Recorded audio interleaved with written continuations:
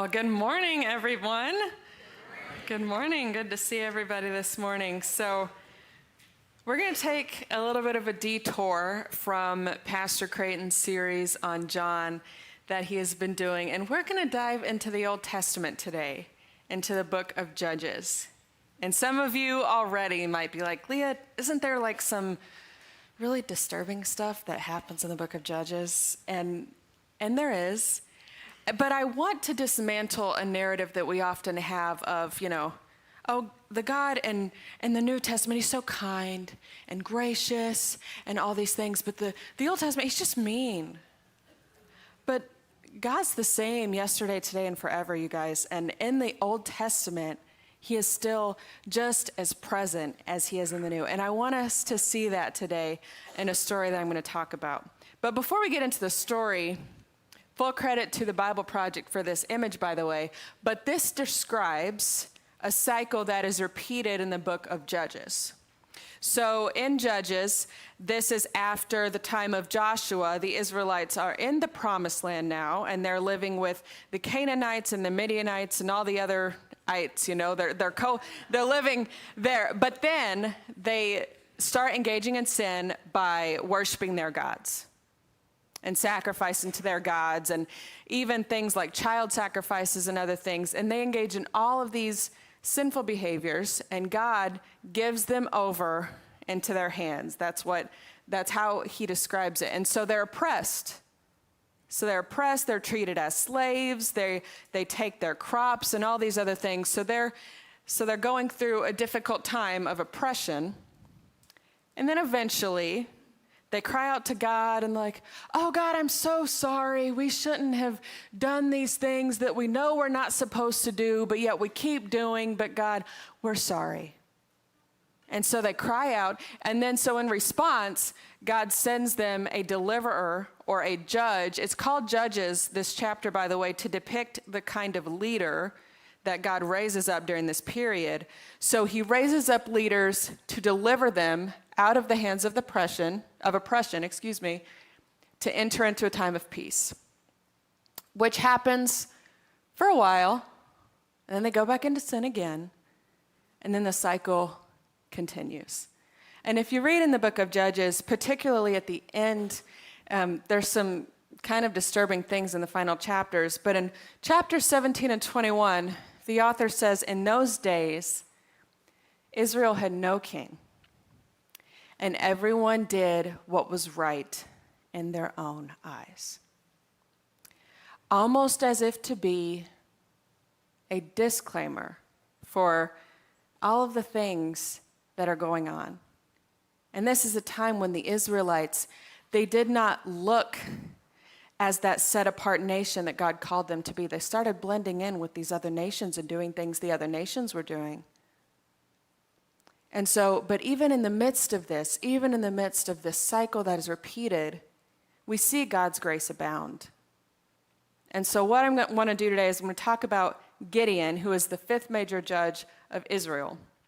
Some of you may know the story of Gideon. And so I'm going to read some verses and then just kind of talk about some things that we can observe as we get into it. But we're going to see how he defeats the Midianites in an army that is very small. And he's not your most likely man to maybe do the task. So we're going to get started in Judges 6, verse 11. Then the angel of the Lord came and sat beneath the great tree at Ophrah, which belonged to Joash of the clan of Abiezer. Gideon, son of Joash, was threshing wheat at the bottom of a winepress to hide the grain from the Midianites. The angel of the Lord appeared to him and said, "Mighty hero, the Lord is with you." Some translations say, "Mighty warrior" or "valiant warrior." Hence the title of my sermon. I'm not super creative, but what's interesting about this is, okay, first of all, he's hiding in a wine press. He's threshing wheat because he's afraid that the Midianites are going to take the grain. So in the midst of him doing this act out of fear, God comes and speaks to him and calls him a mighty warrior. The very thing that if you're just looking on the outside, the very thing that you would say, This guy's a coward. What is he doing? He's afraid.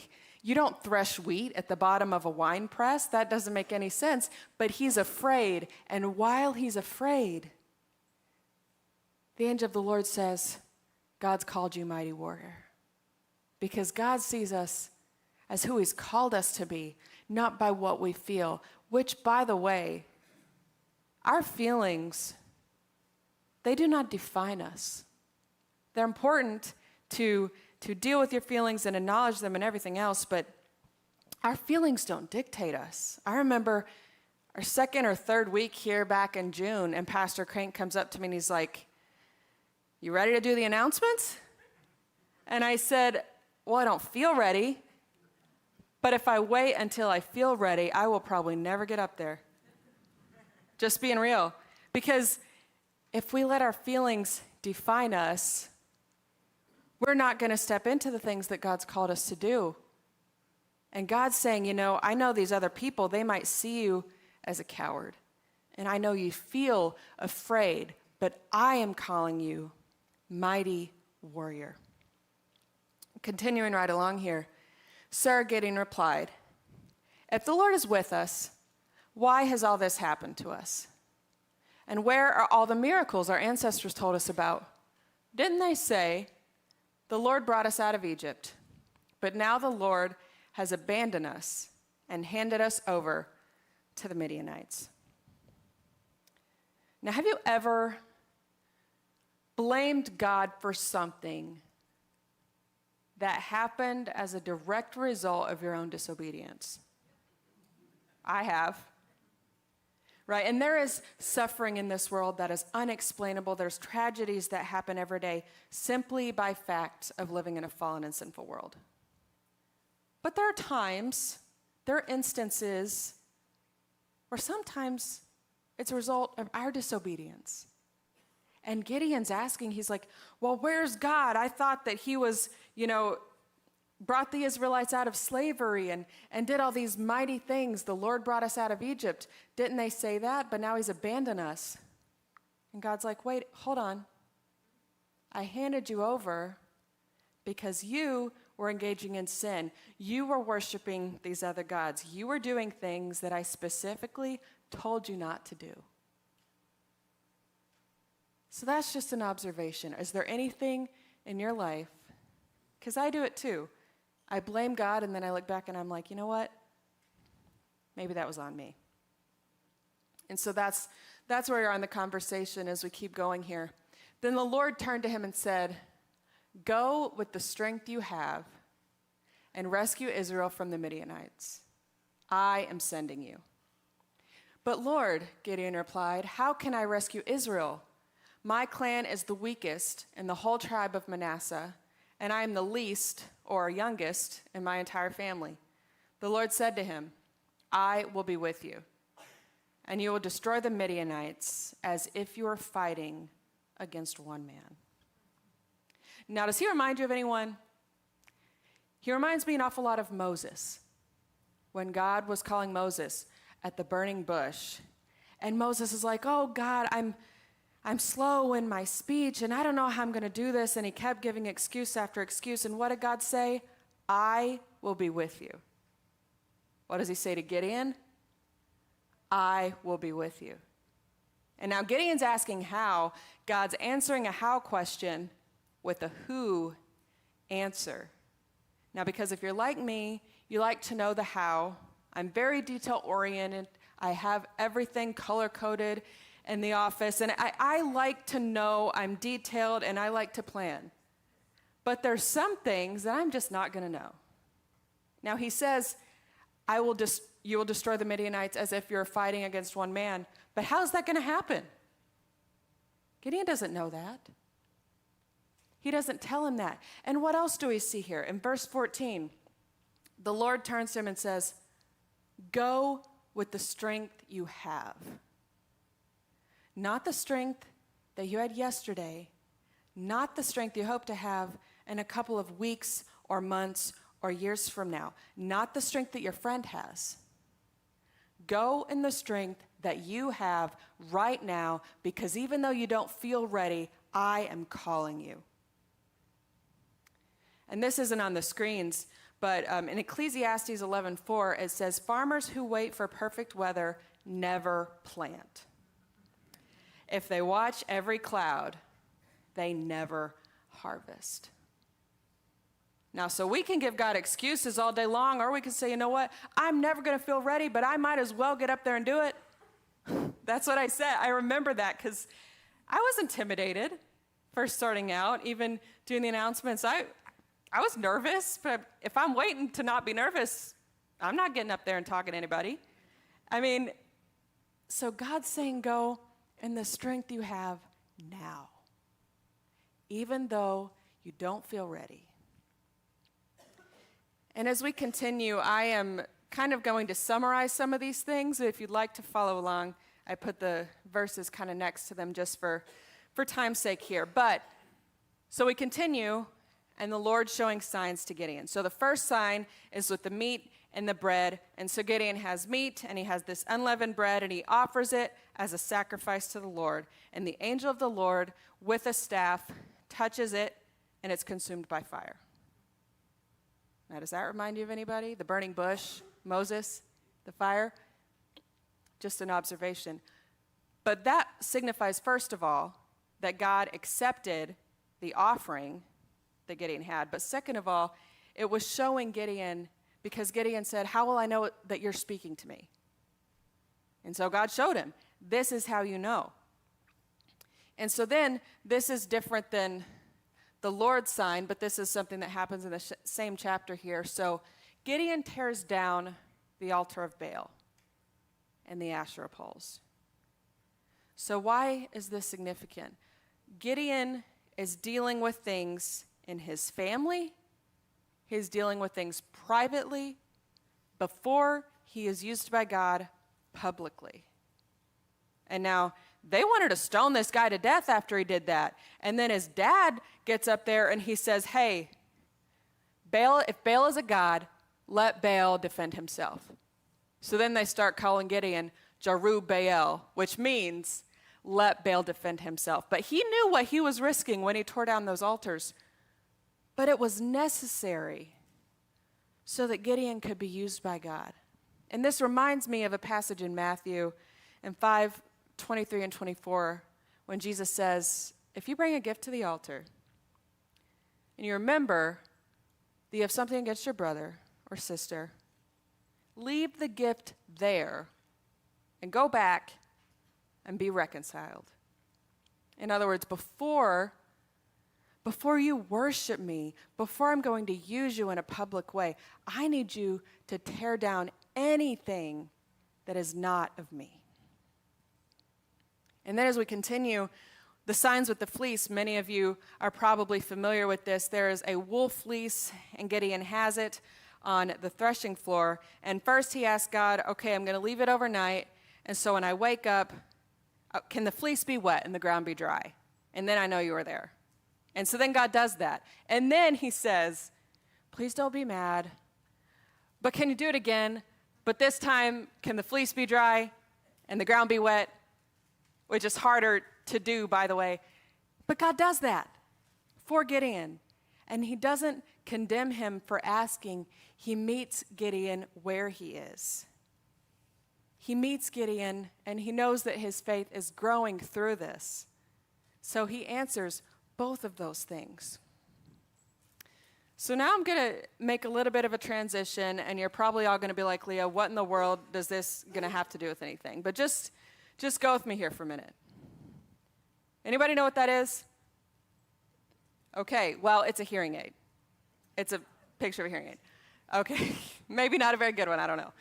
But, so my grandmother, my dad's mom, if my dad's watching, he's gonna be laughing. She was a very stubborn lady. She loved the Lord very much. She's no longer with us. I love her a lot. But she was very stubborn.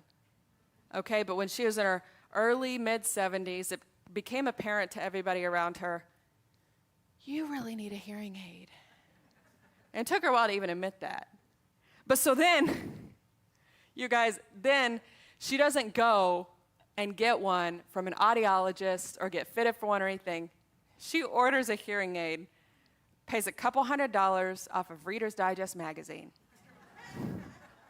You think it worked? It did not. It did not. And then she calls my dad, and she's like, Jeff, my hearing aid's not working. You told me I needed a hearing aid and blah, blah, blah, and it's not. I remember laughing, and he said, Mom, what'd you expect? You paid a couple $100. These things cost thousands of dollars. So I just wonder, though, do we expect the blessing, the provision, and the power of God without being willing to pay the price? Do we expect our hearing aid to work perfectly, but we're only going to give a couple of $100s? Do we expect the peace of God to abound in our life, but, well, how are we spending our time? Social media, scroll, listening to things that aren't honoring to God, watching things that aren't honoring to God, spending time with people, engaging in behavior that is not honoring to God. But God, please give me peace. Have you paid the price? Are you willing to sacrifice? So, what altars in your life are you willing to tear down in order to receive the blessing and the power of God? Which, by the way, not without difficulty, not without hardship, but with God's peace, with his provision, with God working through you. Are you dealing with unmanaged addiction, unconfessed sin, bad habits, engaging in things that aren't honoring to God, and your time is getting away from you, and you're realizing, I don't even know the last time I prayed? And I'm not trying to suggest that there's a formula, in a sense, to feel God's presence, but I am saying that how we spend our time, the kind of people that we are, and what we do is going to produce a certain kind of result. And if we want the peace of God, we have to tear down some altars in our lives to get it, because it does come with a cost. It does come with a cost, because for God to work in our lives, he's got to be number one. God gave the Israelites into oppression when they started doing things that God never called them to do. God never wanted them to do. They were worshiping other gods. And God's like, I don't know what you expect. I've called you to be different. I've called you to be different. So we're going to move directly into the next chapter here. We're going to start in chapter 7, verse 2. So now the army is forming for Gideon to fight the battle against the Midianites. They're forming the army. So the Lord says to Gideon, you have too many warriors with you. If I let all of you fight the Midianites, the Israelites will boast to me that they've saved themselves by their own strength. Therefore, tell the people, whoever is timid or afraid may leave this mountain and go home. So 22,000 of them went home. Just a few. Leaving only 10,000 who are willing to fight. And so then, that's not even the half of it, you guys, because now they're at 10,000. And so then they do another test. So then God tells Gideon, so I want you to observe how these people are drinking water, which seems a bit random, right? But so they're drinking water, and so there's two types. Some of the guys, they kneel down and they drink it with their tongue, like a dog.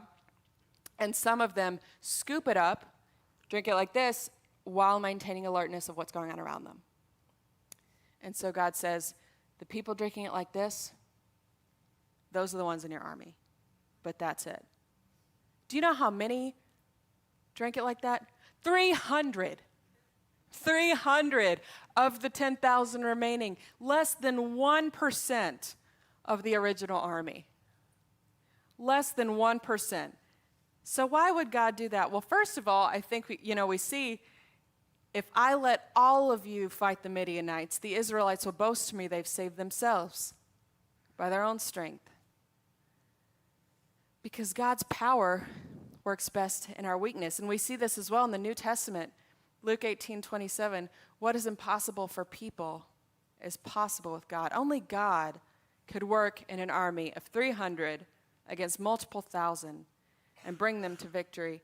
And 2 Corinthians 12:9, this is one of my favorite passages. Paul is writing here, talking about his prayers to God. Each time God said, "My grace is all you need.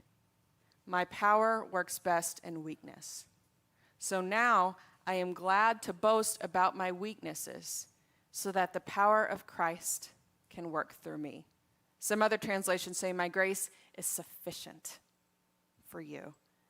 And so Paul has a thorn in the flesh, and there is much scholarly debate on what the thorn in the flesh is, whether it be a physical ailment, a person who's driving him absolutely crazy, but we don't know what it is. But we know that 3 times Paul begs God to take it away. And each time he said the same thing. My grace is sufficient. The power of Christ is seen most clearly in your weakness. And then if you continue to read in that passage, Paul will say, when I am weak, then I am strong, because I am fully reliant on the power of God to work in me. So, have you ever seen God work in a seemingly impossible situation? I know that I have. I've shared this with our seniors group, but I don't know if I've shared it up here or not, but when God first called me to go to seminary, I was not for it. I didn't think I could do it. I'm just being real. I didn't think I was smart enough for that. I didn't think my brain had the power to understand these concepts and do things like Greek and Hebrew. And I have anxiety, and sometimes it's hard to sit and read a book for a long period of time, and I'm like, I can't. So I absolutely did what Gideon and Moses were doing, and I said, God, you got the wrong girl. You really, really do. And even midway through seminary when I was taking Greek, that was hard for me. And I was like, God, I'm going to fail. Are you sure? Is it time for me to drop out? I don't know. But I felt like it was. But God said, no, my grace is sufficient. And you guys, when I walked across the stage on my graduation day, I almost cried because of all those prayers. I talked to God when I run, all those runs I was doing. One day I'm going to graduate. God saw me through, you guys. He did. He was faithful. And then after graduation, I was applying to different residencies. I was a hospital chaplain before I came here, and so one of the requirements is to have 4 units of CPE, or clinical pastoral education. I already had 1 unit I did at the University of Kentucky Hospital before I graduated, but a residency is 3 units, so I was going to do it for a full year. So I was applying to different places, lots of places, and God kept saying, I kept doing these interviews and got several offers, and God kept saying, nope, not this one, not this one, not this one. I'm like, well, I'm going to run out of options sooner or later, right? So he sent me to Utah, one of the farthest away, paid me the least amount of money, would cost the most for me to get there. But God said, that's where I'm sending you.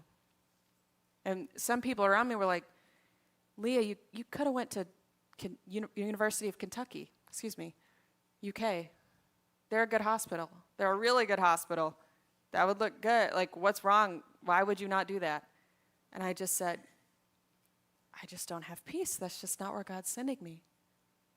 And God made a way for me to go, not only financially, and to be able to afford it, even though Utah has an extremely high cost of living, and it paid me the least. God sustained me financially and emotionally. I moved there. I didn't know anybody. Logan and I were dating at the time. We were long distance, though. He was still in school. I didn't know anybody. But God, through connections at the church I was going to in Kentucky, allowed me to get connected with this pastor in Salt Lake. And I gained a tremendous community of people that I'm still friends with now. But that didn't make sense. That was not the thing that would make sense to do. But it was where God was calling me. So if you're in a place where you're believing God to move in a situation and you're thinking to yourself, well, this doesn't make sense. Well, Sometimes God doesn't make sense. But allow yourself to trust in him, even in the midst of that. So now we're getting ready to go into battle, but there's something else that happens even before that. We're going to see in 13 and 15. Gideon crept up just as a man was telling his companion about a dream. The man said, I had this dream, and in my dream, a loaf of barley bread came tumbling down into the Midianite camp. It hit a tent, turned it over, and knocked it flat. His companion answered, your dream can only mean one thing. God has given Gideon, son of Joash, the Israelite, victory over Midian and its allies. When Gideon heard the dream and its interpretation, he bowed in worship before the Lord. So I want to talk about worship for a second, because we also see that Joshua did this in the battle of Jericho, before the battle of Jericho. In Joshua 5, verses 13 through 15, Joshua bows in worship before the Lord before he goes into battle. And so Gideon hears this dream, and in God's grace, he's giving Gideon another sign, indirectly, if you will, that he is giving Gideon the victory. And even though Gideon may feel nervous or worried, God is offering him continued reassurance. And he's saying, just trust me. And you guys, worship is so powerful. And, I know I'm very passionate in my worship. And first of all, that's because I know who I was. I'm not the same. God continues to transform me. And I know that is only because of him. But also, I deal with anxiety. And I know I'm not the only one who does.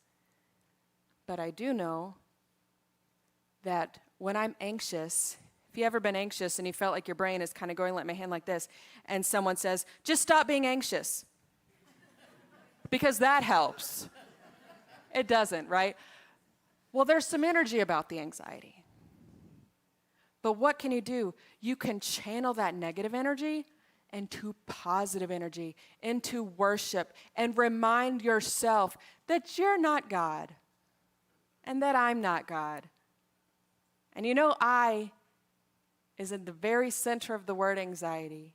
And of course, I am a proponent of mental health and everything else, but there is a spiritual sense there that when we are anxious and we have that negative energy, we can channel that energy into worship. And so now we're going to see Gideon bows in worship before the Lord after he hears the dream. So now we're at the point of the battle. We're finally at the point of the battle. 7:22, when the 300 Israelites blew their ram's horns, the Lord caused the warriors in the camp to fight against each other with their swords. Those who were not killed fled to places as far away as Beth Shittah near Zerhiah and to the border of Abel Meholah near Tabith. And in case you were wondering, I did look up the pronunciations before I came up here today because I wasn't for sure, just in case. So the Israelites caught the Midianites in a surprise attack, causing them to panic and turn on themselves. You will defeat the Midianites as if you were fighting against one man. And we see that God is faithful, you guys. God is faithful even when we don't feel his presence, even when we're feeling disqualified, when we're facing battles. God is faithful. And as I prepare to close today, I just want to give us a few things to take away. First of all, God often uses trying times to get our attention. I love this quote by C.S. Lewis. God whispers to us in our pleasures, speaks in our conscience, but shouts in our pains. It's his megaphone to rouse a deaf world. Because how many of you know you can hear God when things are going well? You can hear him through your conscience, through the discernment of the Holy Spirit. But when things are tough, you fall on your knees. I know I do. When I was going through Greek in the middle of seminary, this is not even a joke, you guys. Every Sunday morning, I would go up to the altar at church. And now at the church, people worship at the altar, but no one even did that then. I went up there to the altar, and I bowed before the Lord every Sunday, and I didn't really care what anyone else had to say about it, because I knew I couldn't do it. I was desperate, and I had to position myself in surrender and realizing, God, if you're calling me, then you strengthen me. I don't see how I'm qualified for this. I thought I was going to fail. But God sustained me. And so, as you go throughout your week, we can't obviously stay at the altar knelt down for our entire week, but how can you posture yourselves to receive from God and to be open to God using you even when you feel disqualified? Number 2, God always sees more than we do. Gideon saw himself as the least and the weakest in the tribe of Manasseh. His clan was the weakest. But God saw him as a mighty warrior. God saw him as a willing and obedient vessel by which he would be used for his glory. How you see yourself, how I saw myself when I was in seminary, in your weakest moments, God sees what you can't. Number 3, God meets us where we are. You know, God didn't condemn Gideon for asking for signs. And as we go throughout our spiritual journey, sometimes we might need more reassurance than others. But God knew where Gideon was and that his faith was growing. And he met Gideon where he was, and he gave him signs, even one where he was able to see or overhear about the dream of the Israelite victory, even one beyond what he asked for. Number 4, worship is a weapon, and it reminds us that God is our source. When I fall to my knees in worship, when I lift my hands, I'm reminded, yet not I, but through Christ in me. Because I can't do it on my own. So if you don't hear anything else I've said, if you're tuning me out this whole time, but you're just now waking back up a little bit, I want you to ask yourself, have we given God our worship? There's all kinds of battles we face. Maybe you're in financial hardship. You have medical concerns. You're at war in your mind. You're battling with anxiety or depression or other mental health issues. You're struggling with addiction. All kinds of battles we face. But in the midst of the battle, how can we posture our heart to receive the blessing and the power and the provision of God, because yet not I, but through Christ in me?